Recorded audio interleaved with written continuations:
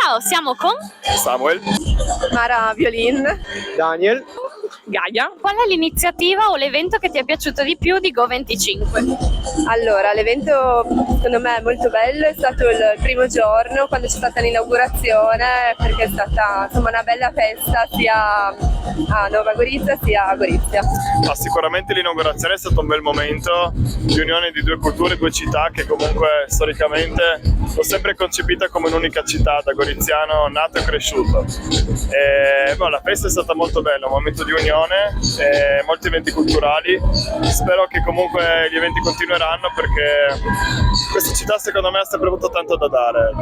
Ok, insomma l'iniziativa del tutto mi piaceva, insomma tutto quello che hanno fatto. Di più mi piacevano i concertini che hanno fatto anche a Nova Gorizia, che c'era techno, la band slovena, quindi c'era un mix della cultura slovena e italiana, diciamo, quindi mi è piaciuto un po' tutto. Ma direi che fino ad ora l'inaugurazione, il Borderless Party che c'è stato già qui in Transalpina, insomma tutti gli eventi per i giovani con musica ci stanno, direi. Cosa pensi che lascerà Go25? Ma do la risposta che darebbero quasi tutti i goriziani. Spero che questa vivacità e questa energia, queste molteplici iniziative continueranno e che non sia solo un pretesto per raccogliere una serie di eventi in quest'anno, ma spero che comunque anche nel futuro ci saranno sempre più eventi, sempre più iniziative culturali, sportive e così via. E sicuramente ancora di più unione tra insomma, la Gorizia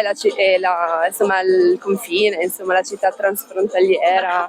Ma speriamo questa complicità e unicità che comunque c'è già presente e magari anche negli abitanti, che sprona questa diversità iniziativa, che siano comunque tutti ben collegati e che siano insieme, infatti, per celebrare questo grande evento. Ecco. Io spero che lasci un po' di comprensione reciproca, un po' per capire che anche se abbiamo culture e tradizioni diverse possiamo trovare dei punti in comune e possiamo divertirci insieme.